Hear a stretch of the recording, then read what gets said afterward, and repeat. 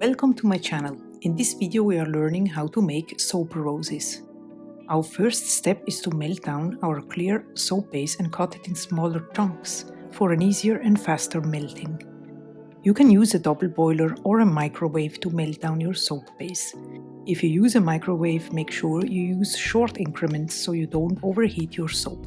Once your soap base is completely melted, we are going to color and fragrance it. If you see air bubbles, you can just use rubbing alcohol to get rid of them.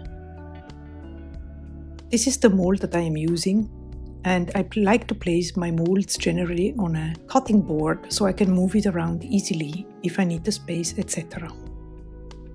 As you can see, these molds here are quite deep, so I'm not going to fill it to the very top. You can of course find the link to this mold down in the description box below.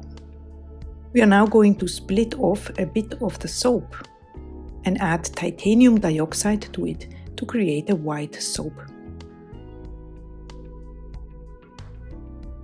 I like to use a mini whisk to mix in colors, especially for melt and pour, because I think it does a great job.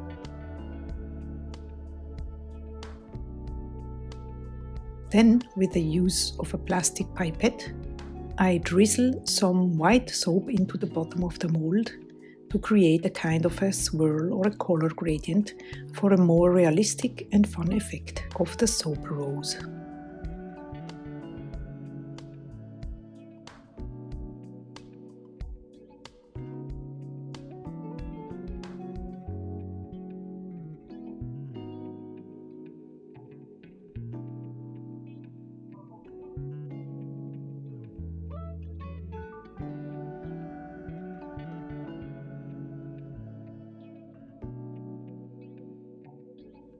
Let's spritz it with rubbing alcohol to get rid of the air bubbles and then proceed with the coloring of our main soap base while our drizzle sets.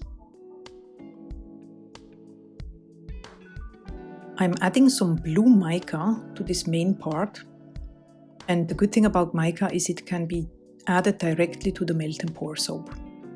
You can also use liquid colorants for this as well. In order to make the soap look more opaque or pastel-y, I add some titanium dioxide.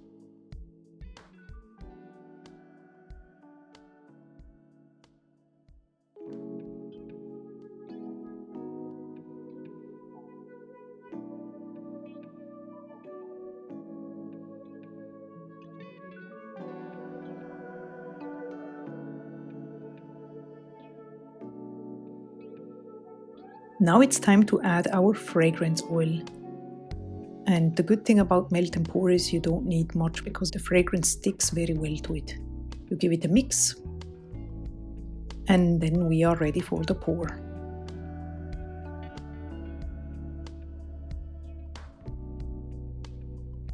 Give it a spritz with rubbing alcohol to make sure that this second layer here adheres to the drizzle that we did before.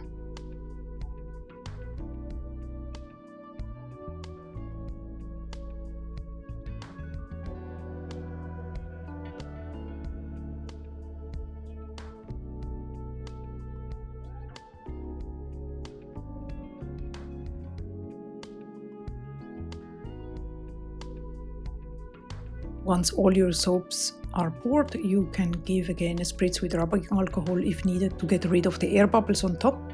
And then you want to let it sit for about 1 or 2 hours until the soap is completely hard and cool to the touch. And now we can have a look how they turned out. Notice the little swirl on top? I'm very happy with the result.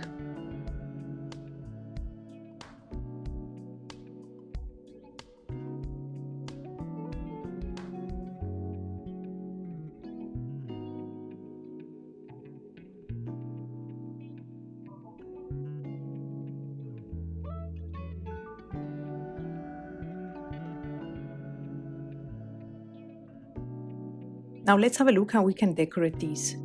But first, we want to put it in a cellophane bag, and this is very important because this glycerin soap has the tendency to attract moisture from the air, and it will result in little sweat pearls sitting on your soap, and this doesn't look very attractive.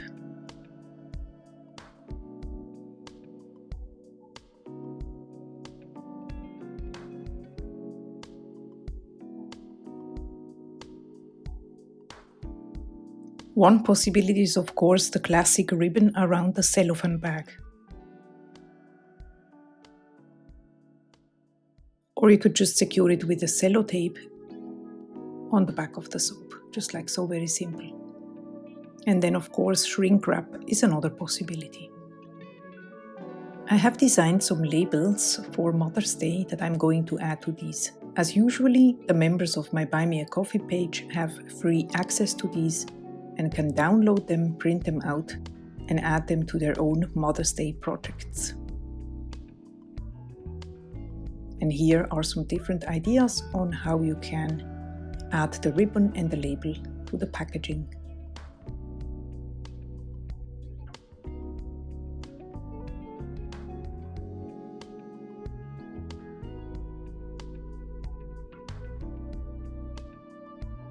If you like this video, please give it a thumbs up, and if you're interested in other soap making creations or skincare DIY, be sure to subscribe to my channel.